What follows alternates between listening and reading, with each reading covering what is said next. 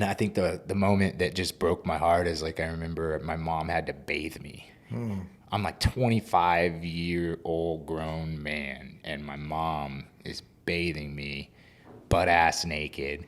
And then like when I get out of the bath, shower, whatever, I had to stand up on this walker. And when she had closed the bathroom door, she had this body mirror on the back. And it was like one of those moments where like, you know, she shuts the door and fate just says, look at yourself. We got a great episode of the Big Fish Cares podcast. We're still in Arizona. We're at the RYNO Home Services podcast that gives back studio, right? Like this is where the famous, like rank number 19. I mean, thank you for letting me use this office, by the way. You got it, man. Home of To The Point. Home of To The Point. Yeah. To The Point. RYNO Marketing, right? Home Solutions. What's it called? RYNO Solution? RYNO Strategic Solutions. RYNO Strategic. You know, every marketing company's got to have like just RYNO. Just that's the name. It's orange and black. Listen, as long as it's all caps, we're good. Yeah, there we go. But I really appreciate you guys letting me use the studio to film your podcast and one of my other guests. I'm with today the CXO. Right? The CXO. CXO. XO. Mike Venidis with me today. I had met this gentleman at RoofCon 2 years ago. And I think he was on a panel or he was doing a talk. And then we met up a little bit afterwards. I had my content team there. And I felt this special connection with you. And I couldn't really put my finger on it, but my energy senses always are usually pretty right. About people without even having to speak to them and actually get to know them. And I think it was until, I don't know, a year and a half later, then I saw you put out a post about your backstory that really stirred my heart. And I'm going to let you tell that story about what happened to you. But I think that it was right around maybe the anniversary of my brother getting shot and killed, than you making this post. And, you know, I've been kind of on this journey, right? That's kind of what this podcast is all about, how to overcome adversity, how to, you know, embrace the pain, discover your purpose, you know, heal, be more present. And, you know, your story has the ability to help others heal, right? And so thanks for coming on the show today. Talk to me about that first Friday event that happened, how long ago now, 12 years? Yeah. We're in 24. January 6th, 2012. Yep. And most importantly, man, thank you for having me. I feel super blessed, and I'm grateful that you know, that you feel like I'm worthy to be here and to be able to share that story and give back to your audience. Yeah, well, it's truly an honor. Like I'm so glad that you share this with the world. Yeah, man.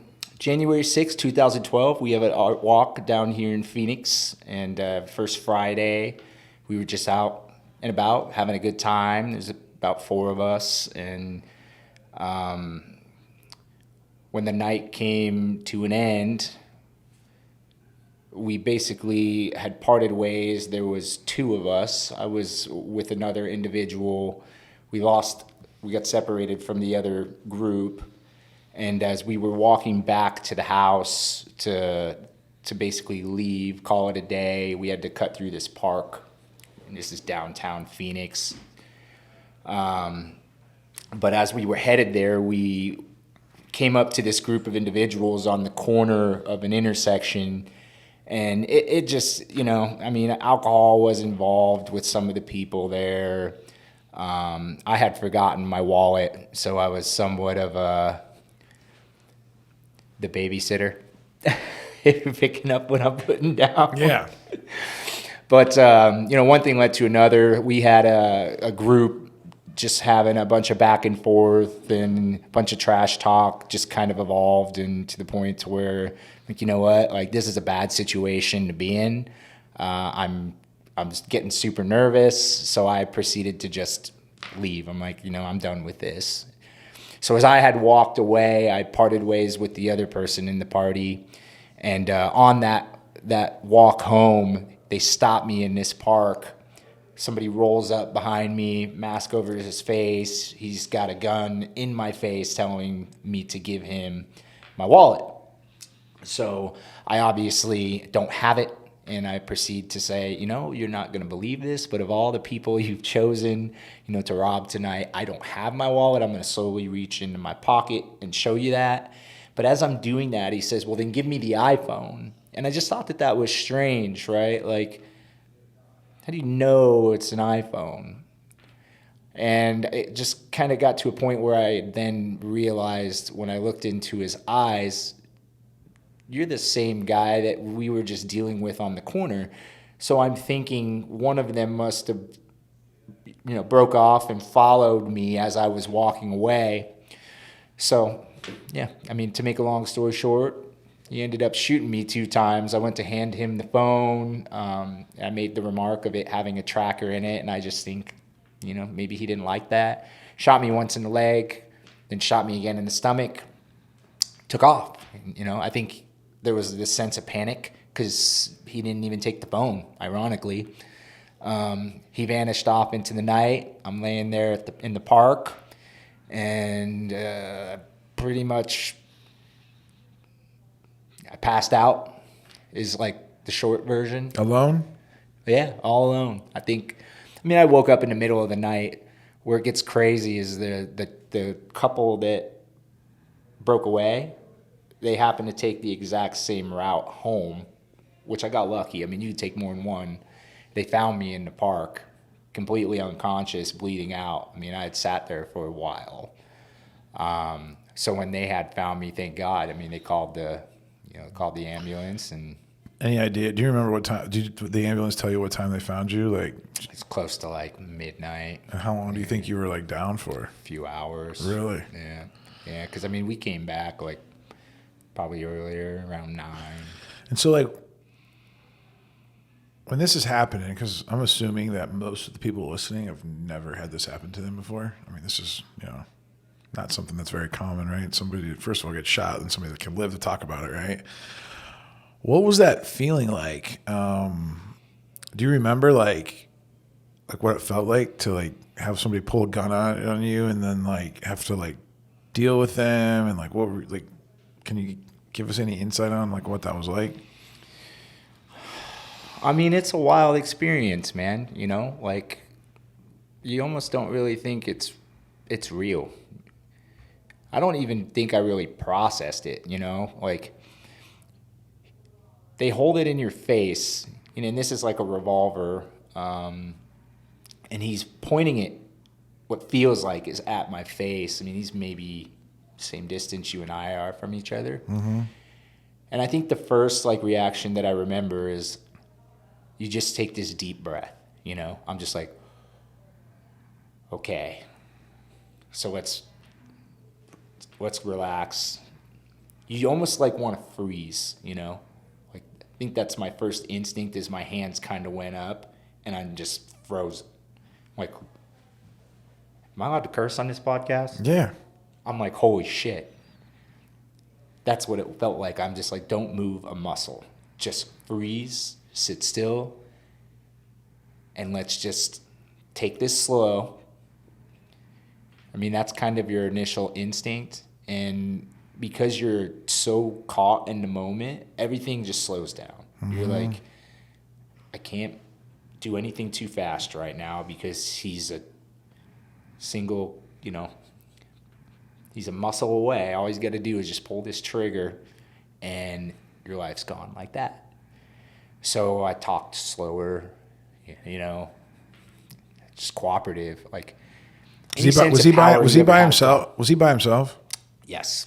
So there was nobody else around? Nobody else around, just me and him. And the second most interesting part about the story was his age. That's right. Yeah. How old was he? Well, we didn't find this out till after the fact. Sure. When I was on the corner, see the shock of getting shot, I obviously, we could spend this whole podcast on this alone, but I had to go in and do an emergency operation, blood loss, things of that nature. So, I woke up I want to say a day later, tubes in my throat, shock, some, minimal memory loss. But I eventually, like, they took my cell phone as evidence because they thought that there was fingerprints on it. When they finally returned it to me a couple of days later and I powered the phone on and I'm like going through my photos, I'm like, holy shit, I was thoughtful enough to take a photo on the street corner before I had walked off. And that's when I, like, I started freaking out. I'm like, holy crap, like I've got some evidence here. I've got a face. So I obviously submit that to the police. They give me a silent witness program. They put it at, this is the news commercial you saw on social media. They ran this on the news, and of course, $1,000 reward. All this kid's friends gave him up instantly. They were able to identify him, and we found out that he was a 13-year-old kid. Man. Just hanging out with the wrong crowd, man. It's just gang-related activity. It's really what it turned out to be. So you pull out the phone, you say something like, hey, there's a tracker on there, right? Because, what else is there to say, I guess? Like, you didn't have any money. I was honestly shocked I even had the guts to say something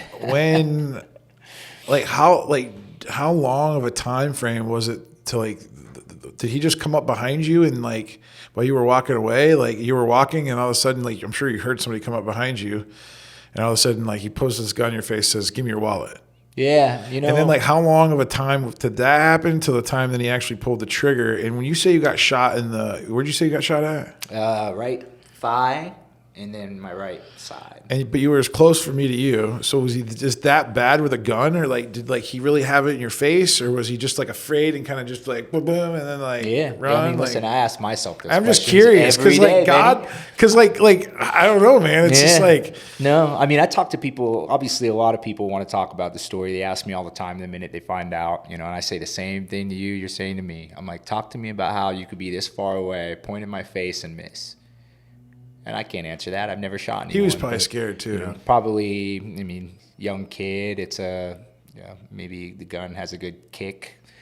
It all happens so fast, that you don't really process some of those small details. Yeah. But I mean, I could tell you, I remember, and I don't know why this thought was in my head, but like the first time he shot me, I fell down on my knee. And for some reason, my first instinct was that he shot me with a beanbag. You ever see like on the movies? Yeah. A big shotgun that just puts out the like slug. They like just kind of pause you a little bit. It was weird, and I thought that maybe that was the case because the first instinct is it takes your breath out of you. Well, then your adrenaline's going. I mean, that's exactly it. I mean, I've been pistol whipped. I got robbed at gunpoint. I didn't get shot, but I got robbed at gunpoint and pistol whipped over the side of my head, gashing. Similar situation. There was 3 guys. It was a drug deal gone bad. The fact that they didn't kill me, they took the car, but like, thank God. But like, the pistol whip, like I thought for sure I was dying that night. So that's the thing. And so then once that adrenaline goes, I actually didn't even realize I was bleeding that bad until I'm like, oh, my head hurts a little bit. Yeah. I look down and I'm like, oh my gosh. And then I saw that, and then it was like panic. Yeah, that's exactly what happened. I mean, it's like when I tried to get back on my feet, like I touched my stomach and it's covered in blood, just like you described. I'm like, oh fuck, like he actually shot me. This is really happening. Mm-hmm.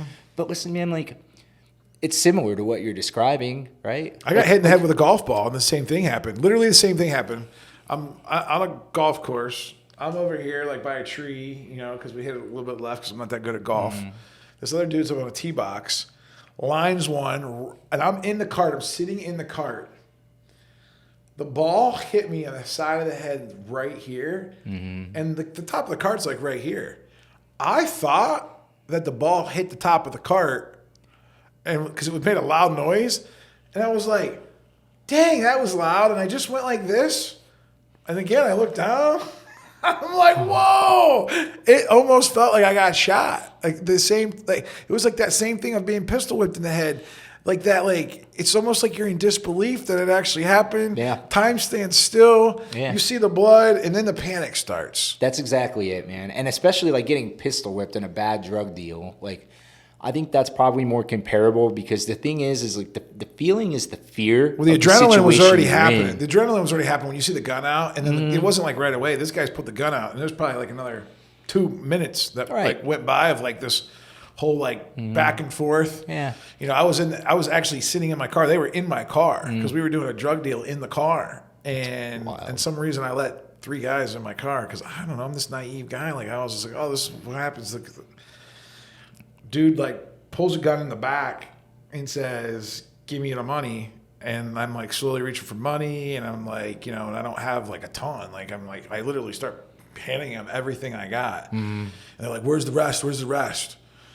And I'm like, I don't got anything. Well, then I'm thinking like, all right, well then the kid over here starts to punch me in the face.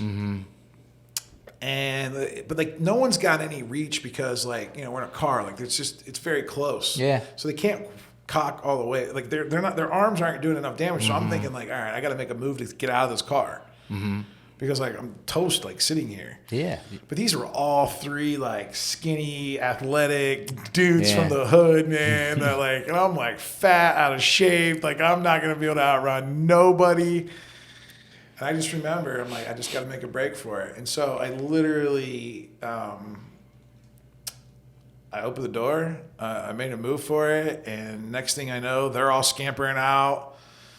And then they got me again. They like got me, and then, you know, I just said, take whatever you want. Take the car. I said, like, there's nothing else to do. You know, and we were in like a little bit of a neighborhood. It was dark. But yeah, that adrenaline, man, like it is a powerful thing. It is. It's not just adrenaline, it's fear, right? Like Yeah. This is the thing is you think your life is at risk in that moment. Whether you got shot or not, the feeling that your life is at risk is still the same. It's just something I talk about, dude. I'm passionate about it. It's like we all have stories, right? And somebody always has it worse. I promise you that. So No matter much how worse. bad you think you got it, somebody always has it worse. But the feeling of what the worst is consistent. It doesn't matter how much worse that you have it or that I have it. The feeling that you endure, Like that rock bottom moment. Like it's that, the like, same, yeah. man. It's So the like, pit. It's like the pit. it doesn't matter if I got shot and you didn't. That feeling you felt in that situation you were in, your life is at risk, you're concerned. And honestly, man, like I think it's pretty brave of you to even make the move or even try, right? Like I just handed the dude. The bravest thing I did was talk. Well, and I talked. I just like, but there was 3-on-1, and like I'm like, It's a tough I'm like- spot to be in. I'm like, yeah, and I tried to run, but like, you know, that obviously didn't work. But yeah, so like, was it the 2 shots like bang bang, like, or was it like bang, oh down, I'm gonna hit you again? No, it's bang bang. It was bang Yeah, bang, right? it's and then bang and then he bang. just took off, right? Yeah, I mean, the first time he shot me in the leg, I almost kind of, my instinct was to lunge at him. Yeah, and you're like, is that all you got? No, not even like I that. know. It's like you're trying to like Protect yourself. get the gun away. Yeah, like Yeah. I don't know, man. It's there's not a real ton of thought going on once it starts. You know, it's like you go from this stillness and everything going in slow motion, and the minute the gun goes off, everything goes 2,000 miles an hour, and you're just trying to process like, did I fall on my right knee or my left? Did I reach with my left hand or my right? And you start to process all these things because the investigators asked, you know, hey, do you Yeah. remember what hand he was holding the gun with? Do you know what kind of gun it was? Like, did you know this? Did you know that? And they honestly ask you so many questions that you start to doubt if you even really have the right person. Yeah. You know, it's a strange feeling. How long were you in the hospital for? Oh, I wish I could tell you. I mean, it wasn't that long. The hospital itself, I want to say maybe like a week or 2. The hard part was, I mean, I had to go into bed rest. I probably spent a good month at my mom's house, holed up in bed. That was probably one of the lowest moments of the low for me, you know, because I had lost like 50 pounds doing the insanity workout program. And I had to do that because I was a front man of a rock band, and they told me that I was too out of shape to be a lead singer, and they wouldn't sign the band. So I tried to lose all this weight, you know, to get a deal. At the time, I was a touring musician, right? And, you know, that's a journey when you lose all that. And then next thing you know, like you get shot, you get stuck in bed for a while, you're not walking, like you can't work out, you can't sing, you can't do anything you love. So, I mean, I hit rock bottom, man. I packed on some pounds and holed up in a bed, just trying to pass the time. Like, I struggle to sit around as it is. Like, I'm a very go, go, go, accomplish things, self-improvement, obsessed kind of guy. And I think the moment that just broke my heart is, like, I remember my mom had to bathe me. I'm like 25-year-old grown man, and my mom is bathing me butt ass naked. And then, like, when I get out of the bath, shower, whatever, I had to stand up on this walker. And when she had closed the bathroom door, she had this body mirror on the back. And it was like one of those moments where, like, you know, she shuts the door and fate just says, look at yourself. And I'm like hurled over on a fucking walker looking at myself. And you have this moment that you say, am I ever going to get better? I can't even walk. I need a walker. Like, my band dream's gone because I can't even walk. Like, how am I supposed to perform in front of people? And you've never been through a situation like that before. So you start to say, like, will I heal? Like, does everybody heal from this? Like, how many people in the world get fucking shot? And do they turn out okay? I don't know. Like, Did you start like looking into that? Like, was that how did you pass your time when you're laying around? well, you know, luckily for me, I was so stressed out about paying the medical bills, man. Like, my family, when we came to, at least when we moved to Arizona, we shared a bunk bed. You know, me and my sister would sleep on the top. My parents would sleep on the bottom, and we shared a room. And, you know, we struggled to make ends meet, man. We would nickel and dime. And so I grew up with this fear of paying the bills. So the first thing I did, like, the week after I got out of the hospital, is desperately look for a job. So passing the time, man, is But like... you couldn't really like move though, right? Exactly. I mean, it was a whole process, like, because when we weren't touring or performing, trying to do that career, we were bartending, you know, doing on and off jobs. And I'd worked at this place called the Culinary Dropout in Old Town, Scottsdale. And they were cool, man. They tried to see if there was things that I can do there to just generate some income, but it just didn't work. So, like, they didn't really have, like, something that I could do effectively that was worth paying me. And they didn't fire me or anything. They just said, hey, come back when you're ready. So I went to Facebook. You know, I asked for help. I'm like, does anybody here have anything that I can do for work remotely from a bed? It was such a shot in the dark, but that question is what led me here. You know, I've been here for the last 11 years, and that was because my mentors, Chris and Anna Yano, the founders of this organization, you know, I knew Anna. She was a friend of a friend. You know, I'd met her, like, on a cruise where we had, like, a whole group just celebrating. And, I mean, we never really spoke after the cruise, but we were connected on the book. So when I posted and she responded, she's like, hey, we have this contracted job where all you got to do is just listen to audio recordings and transcribe them. That's it, you know. Simple $10 an hour role, and the rest is history, man. Here I am. That's incredible. And you told me, I think last night at dinner, you've had like 8 promotions over, like, what, 10 years, 12 years, or however long. Yeah. I mean, I grew with the company. You Yeah. know, I mean, we've all grown. from like listening to transcriptions in a bed. All right. And $10 an hour work. So, like, if you're listening right now and you feel like you're in a position, because I remember what that was like after I got in trouble for selling drugs. I was working at a $9 an hour call center. Almost like, you know, obviously I had my physical health. Yeah.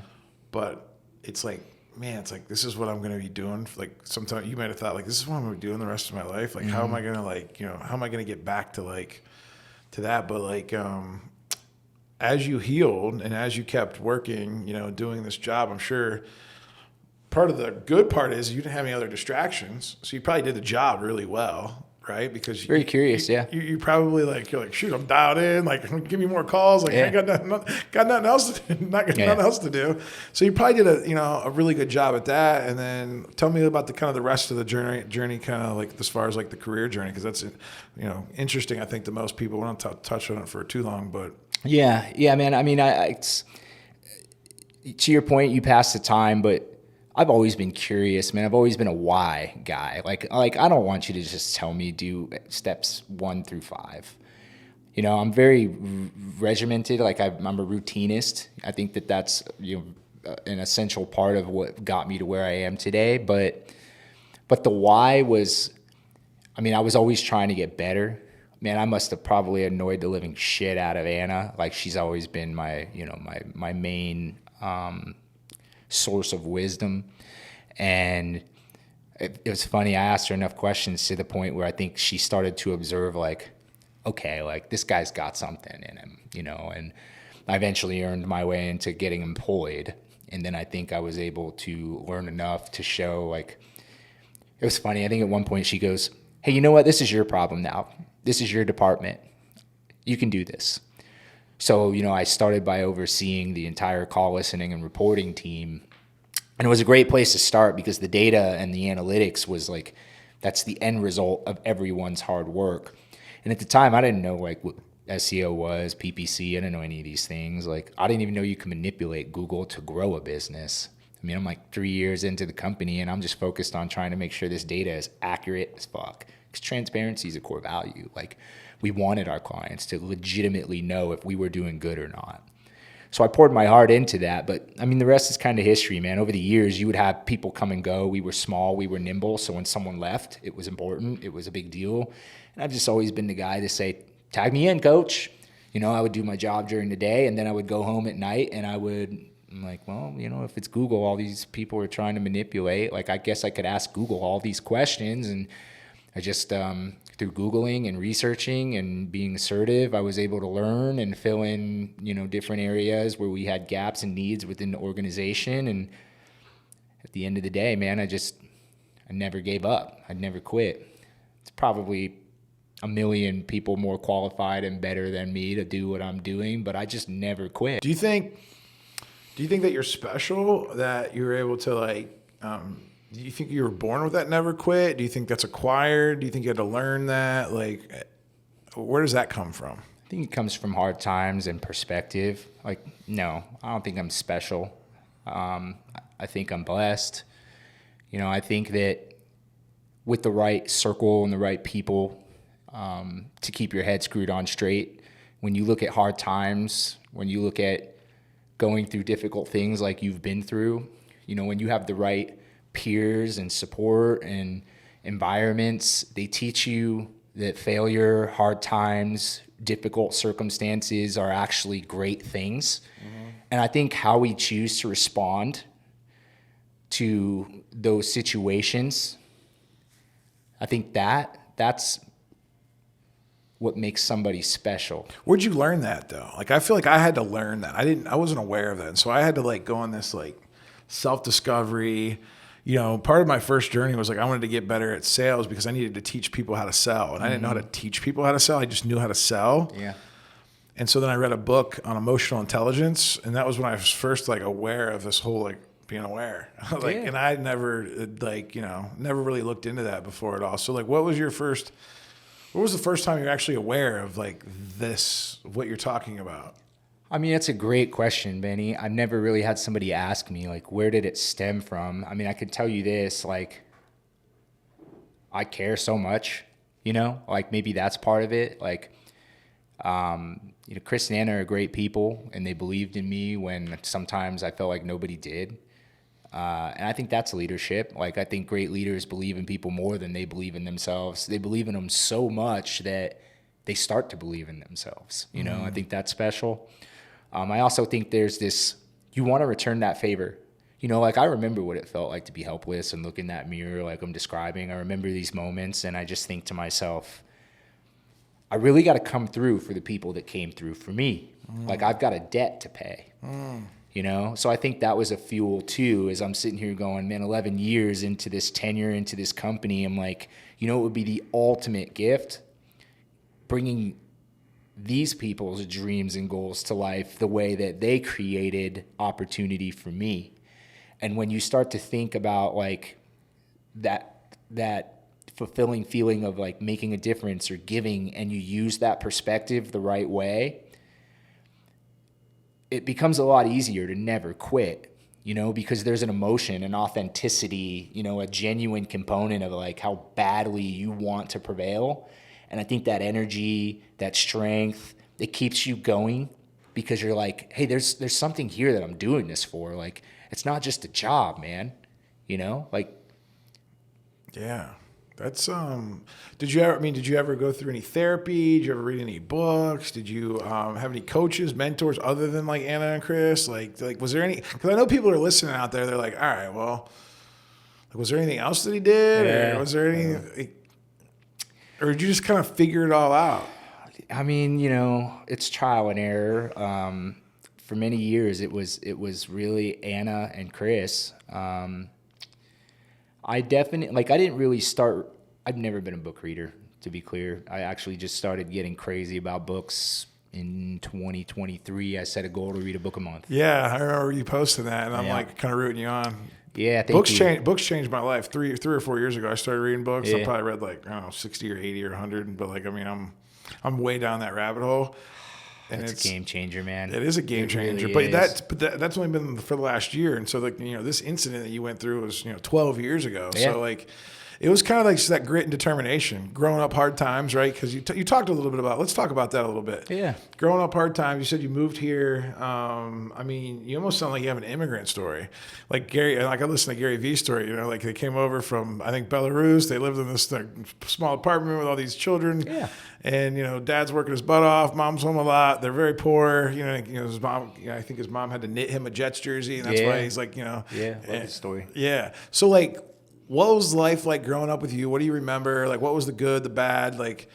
Because I feel like you can hang on to those grateful moments that you had. The bad moments can kind of like, all right, cool. I don't want to be like that no more. So I'm gonna go do these things, and you can learn from both, right? The failures and the successes of your parents. Very much. So tell me, describe some of those moments. Man.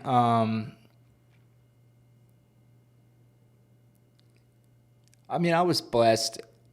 I was always loved, Like both of my parents, they would struggle to be together, but they both loved my sister and I. So we're very, very blessed in that sense. It's like they loved you independently. They didn't necessarily always figure out how to get along with each other. It was a broken home, but the love was real and right? There's stories out there people didn't even have a dad. He wasn't present. That's not true with me. I had a dad, He would teach me if you fell down, as long as you get up, that's the real fight. You don't have to win. You just never quit. As long as you can outlast somebody else, they're going to get tired sooner or later. So I think some of it I would attribute to the lessons he would teach me playing recreational sports growing up and things like that. But I think it was always the need to fit in too, man. A lot of how I got into the music industry and wanting to make a difference is I got picked on a lot, got made fun of a lot, partially deaf. Yeah, have you always been deaf? Yeah, it was hereditary. Okay, and so and because of that, kids would make fun of you? Oh yeah, I get picked last on the sports teams and all of those things. Just because you couldn't hear well? Well, you know how it is, man. Kids are pretty cruel. Mm-hmm. If you're, we'll call it unique, different, they treat you like that. So I got picked on a lot. And I think that was really what had led me to want to do the music thing so bad. I just wanted to fit in, man. It was about junior high school. I wanted to be cool. I really wanted to just be popular. And, what better way to do that than to be a rock star? Or a football player, or, rock star. That's interesting because, I guess it's all about the circles that you hang out with in the school. Because I don't even know where the rock star. I'm thinking back to my high school days. I'm like, where were the rock stars at? Now there's the nerdy band people that they're like, bom, bom, bom. I'm like, they weren't rock stars. Yeah. But tell me about that rock star journey. Tell me how you. That's good stuff. I think that you said it perfect. It is a circle thing, right? The opportunity presented itself. There was this guy named Hans. He was in junior high school, and he came up to me and he's like, "Hey, I play guitar, man." And I'm like, he was in the cool group, and I'm like, "Well, I sing." I just lied straight through my teeth, dude. I don't sing. I sing in the shower. But I stuck with it, man, tooth and nail. I'm like, I'm not caving. It got to the point where he would say, "Well, come on, dude, I'm gonna come over and play some lines. You can sing to it." And I would keep making up excuses until I just didn't have a choice anymore. I had to. And then I just faked it, man. We sat down, he started playing, I started singing, I was confident, pretending like I knew what I was doing, and fake it till you make it, man. Didn't he had no idea? Yeah, he didn't seem to have any issues. He invited me to come back. And here's the thing. I've never heard you sing, so I'm sure you're better now than you were then, but I don't know, like on a 0 to 10, like how technically sound do you think you were? I mean, could you have a natural ability to sing and you just are, you No. didn't know? Like, No, I mean, you read books on this, man. They put all singers in two categories. You have emotional singers and you have technical singers.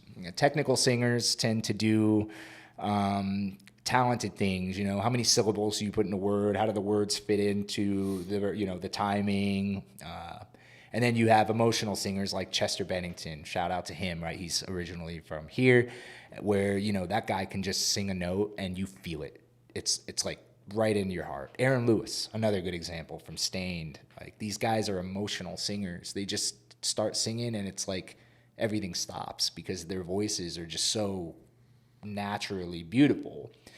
I was not an emotional singer, man. I was fully technical. It's almost like acting. As long as your confidence came through and you were hitting the right note, key, tone, those things, a producer could clean you up and make you sound 25 times better than you did. And all you had to do live is really put on a show, so you just did it, and that's how you became a rock star. You figure it out, man. I mean, we did Vans Warped Tour across the country. That was a cool experience, and played some shows with some good, solid, artists' names that were doing good at the time. It was a fun little hobby, short stint.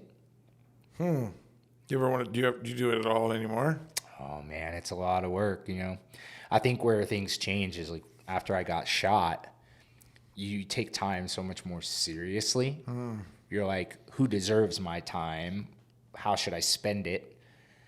And when you have 4 other guys you're relying upon to make music with you, there's a lot of factors in there that you can't control. And to put your entire dream, in the hands of 4 other individuals. Unorganized men. There you go, man. In that industry, right? Like how many of them are just in it for the girls, the drugs, the parties, yeah. But I think and the last thing that you wanted to do is go out and get sloshed up and go downtown again. Yeah, right? Seriously. I mean, I'd always been entrepreneurial, though, man. Like, I would give the guys homework. We would go in and then, I mean, this is much farther along, I mean, at this point, I'm like 23, 24 years old. It's about a year or two before I got popped. And, I mean, I would give them homework assignments. We would have, like, a minimum amount of tickets we would have to sell for our gigs. I mean, it took hard work, man. And that was what made that band special. Like, they would put in the hours, put car washes to generate enough money to, go and buy these 20-foot flame retardant banners and shit so that when we played at the local club, people took us twice as seriously. And they're like, dude, is this a local band or is this like a legit actual rock band that's touring the country? We wanted to create that type of experience and separate ourselves from the rest of the acts to earn ourselves a label, that kind of stuff. I mean, what other lessons have you learned throughout your life? I mean, I feel like, man, there's so many different things about you that are very interesting. What have you learned like over the years? How old are you? I'm 37. 37. Yeah, in June. Like how I had to think about that. Yeah. That's the time, man. The 6s and the 7s, the 3s and the 4s. Like once you get over 30, I'm like, shit, what am I getting? Yeah. You'll remember 40. It's not that bad. So just in case you're out there, it's not that bad. What are some lessons, some takeaways that you want people to know about, overcoming adversity, finding purpose in your life, and unfortunately for you, you had to go through this to value your time. I mean, hopefully everybody doesn't have to get shot to value their time. Well, I mean, it's kind of my goal is like, we've got 150 RYNOs here that I'm trying to inspire. I mean, this is the thing is it was fun. Like I got lucky to be at this company because we grow businesses, but you know what makes a business grow? People.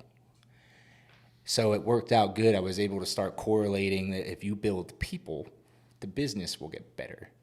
And if the people and the business gets better, right, the clients get a better experience. So I really started to try, tapping into the core of like what really truly creates success, and it's people. So to your point, like, I think overcoming adversity has a lot to do with what you can handle, and I think what you can handle really has a lot to do with what you can carry as a human being. So your routines, like what type of food do you put in your body? Like, do you go to the gym? Do you read, 10 pages a day? Do you journal to get your thoughts in line? Do you make your visions a reality by speaking confidently? It's not if, it's when, these types of things. Like, all of those lessons I think are essential. And I think it's on leaders to help create clarity for individuals that maybe haven't been through a life-altering experience like that. Like, you shouldn't have to get shot to become the best version of yourself. You know what I mean? Like, some people need, you needed that wake-up call. What do you think would happen? Let's do this. Let's play this game. What happens if that doesn't happen? That 13-year-old doesn't make a bad decision that day and shoots you. What are you doing with your life, and where are you at today? it's probably the scariest thought in my mind. I tell it to my wife all the time. Tell it to me if you don't mind. No, I don't mind at all. I think I'd be arrogant. I think I'd be self-centered. I think I'd probably have millions of dollars on a record label, come up with some type of typical substance abuse story, maybe do some stupid shit I regret. All I'm going to do is probably delay another fucked up type scenario that would have changed me later on. This is the thing, man. So that was like the best thing that could have happened to you. Oh, for sure. I mean, listen, anyone that comes to me and says, hey, name one of the top moments of your life, getting shot is for sure up there, right? Like, marrying my wife is up there. I mean, dude, the level of gratitude that you get when your life is almost taken away from you, it's like this gift from God that it's never ending, man. It just compounds. The gratitude, right? Like, it just is like, it's just so, it's like so easy. It's like it comes easy for us that have like almost like lost our life. It does, dude. Like, if he's even keeled, man, like I'm always seeing the silver lining. I'm always happy. I'm always chill. When shit goes wrong, I mean, I had to tell my buddy the other day, who was about ready, all worked up, ready to get into a fight. And I'm like, dude, you already lost. He's like, the fuck are you talking about? I said, look at you. He's got control of your emotions. Like, you already lost. And now you want to fucking fight him. Like, why do you want to fight him? You lost already. He beat you. And in that moment, he just looks at me. He's like, I'm not going to fight him. And I'm like, now we're talking. You're starting to get it. You shouldn't really get to that point, man. Like, life's too beautiful. Chill. Don't let somebody else control your shit. How are your parents feeling about like where you're at in life? And like I feel like you've grown a lot. I'm sure. I don't know if they've been on that same journey, but yeah. Well, I mean, my father passed away when I was 21. Oh wow. So I had to kind of deal with that. But I would say my mom's pretty proud. I keep her pretty close to my heart. I even left her a voicemail the night I got shot because I was like, I can't let this poor woman not know how I died, because my grandfather died a week before my father died. My dad's dad. How old was your dad when he died? Oh, man, he's in his 40s. He was young. What happened? He had a heart attack, which we think might have been related to a subscription that he was taking that wasn't... A prescription? Yeah. Yeah, and we don't know if it was like if that prescription should have really been on the market. Can't prove that. But I mean, he was unhealthy, man. Like, he was a diabetic, and it was like self-inflicted because he just didn't eat, the right way. And he didn't care. I mean, he abused it. They were going through hard times and things like that. So it's unfortunate, but that's what happens if you don't take care of yourself. You know what I mean? Is there anything you wish you could have told your dad before he died? That's a heavy question, Manny. The last thing I told my dad before he died is that I hated him. And that's probably the first time I've ever said that out loud, like, on a documented record. But, like, you got to deal with the things you do, and you got to carry that weight, And we just, like, we're having a bit of a difficult time there. So don't say shit you don't mean. But you meant it at the time. Because I lost control of my emotions. It's probably another reason we shouldn't. Yeah. Wow. What do you wish you could say to him now?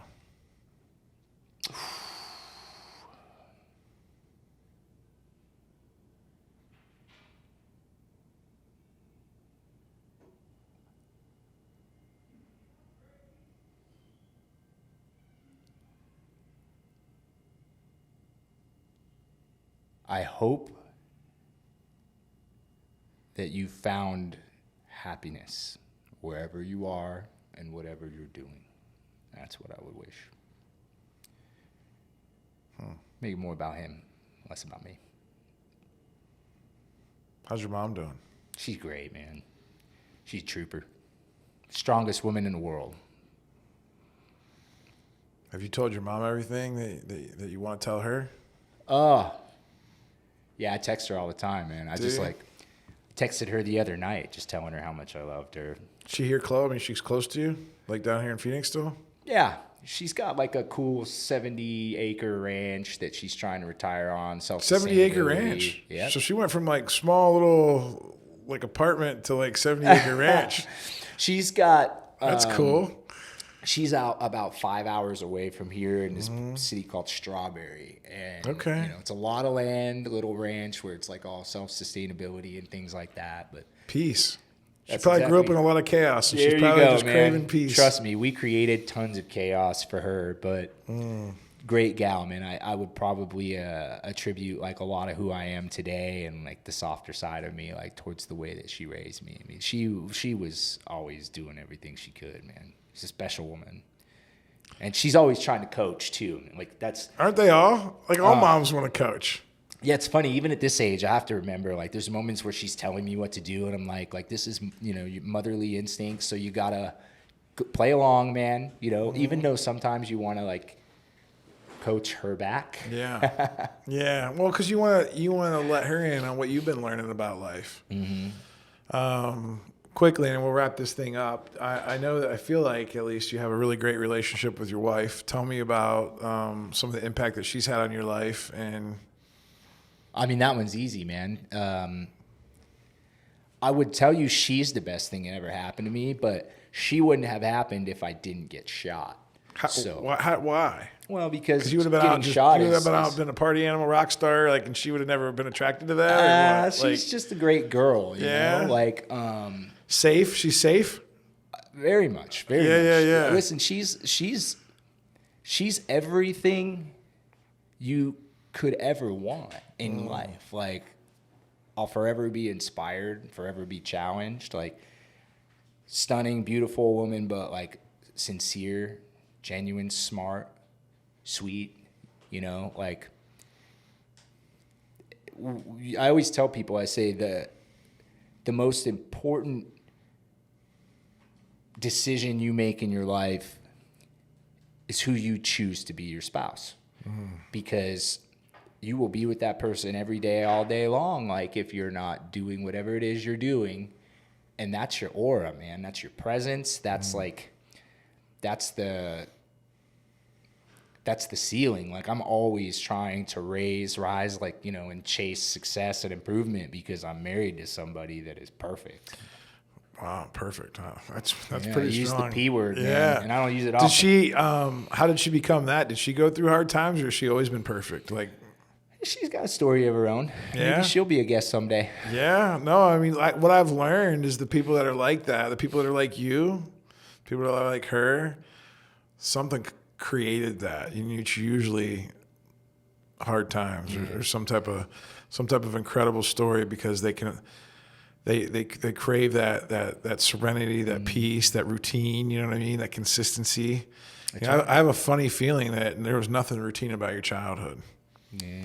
And so now that you crave that routine and consistency, right? And like that safety, for sure. You're able to thrive then once you have that, that's really special. Yeah, I mean, I just noticed, like, you're right. Like, I think the closest routine I had was school and band practice, right? Like any recreational sports, but like, I do think that success becomes a lot easier for individuals who have routines because they're able to reflect, fine-tune, modify, focus on the minor details and the things that I think are overlooked by like the common average human being. So it's, like, what are the little things you can do? Find an idol, see what their routines and their habits are, do that and more. I mean, my fitness trainer is like, hey, you're going to do 20 minutes on the stairs. Well, this is exactly why I'm going to do 25 because you're programming 20 for everyone else. It's no different than that. Like, You're going to read 10 pages a day, Benny? Okay, well, I guess I'm going to read 15 because you're a pretty amazing person. So if I read 5 more pages, maybe I'll get to be as amazing as you twice as fast. Like you just have to look at your idols, your inspirations, see what are they doing, what are their habits, and then it's just about discipline. Make yourself do the things you don't want to do. The discipline's the key, dude. I got 2 last questions for you. Let's do it. What do you want your legacy to be? You know, my legacy is a weird one. We don't have kids. I don't think about what I leave behind. My legacy is simply that I want to bring the best version out of everybody that I can and inspire the world as much as I can to live the most fulfilling lives that they can. And I honestly don't give 2 shits if anyone remembers me or not. I'm just here. I'm lucky to be here. I shouldn't be here. So I'm going to help the fuck out of everyone I can while I still am. That's it. I'm going to give you some crazy special answer. I feel like that was pretty I'm going to be authentic as fuck, too, along the way. You know, I say I'm unapologetically me. I feel like that was a great answer. Thank you, man. I appreciate that. Is there anything I didn't ask you today that you wish I would have asked you? Shit, dude, that's like the worst question. I feel like I'm being interviewed now. Was there anything else that like you want to say before we wrap it up? I'm teasing you. Yeah, man. no, I got you. I'm teasing you. Yeah, man, I don't really wish that you would have asked me anything. I'm just grateful. I'm just grateful that you even thought that I was worthy enough to have this type of conversation with you, or that you were kind enough to come to RYNO HQ and have an interest in, you know, anything that I've been through. So not so much a question, man, just a genuine thank you, Benny Fisher. I appreciate you having me as a guest on your show, man. And I appreciate being a part of your life. Well, I appreciate you and the way you show up in the world. I feel like just keep going because people are noticing. I know I noticed. And so hopefully through this, more people will even notice, because I know that you have great things in store for you in the future. You're already doing great things, but I'm excited to watch the next 10, 20, 30 years of the Mikey Venidis show, you know, and so appreciate that. If you guys have questions, comments, put them in the notes or the comments. I don't even know where you guys put these stuff at, but email me. I'll make sure that he answers. Where's the best place for someone to connect with you? Is it on Facebook? Yeah, I love it, man. Like, listen, RYNO's my baby. Like, but I do some personal development coaching just on the side. I only have a couple of people that I can work with. I limit it very exclusively to set days, times, just because this is what I love to do, build people. We have 150 people here that you're building. Yeah, that's what I mean. And like, they get to be built by me whether they like it or not. This is, people get to choose if they want to be built by me. So Facebook is the answer. I mean, there's only one, Michael Venidis. Yeah, Venidis. Like, look me up, man. Connect with me. I'd love it. Yeah, we'll put all that stuff in the notes. That's great. Well, that concludes the Arizona trip. 5 podcasts in Arizona. I am excited to come back one day. Thanks again for letting me host 2 of these here at RYNO. That was really awesome of you guys. Hope to see you guys on another episode of the Big Fish Cares podcast. See you guys next time.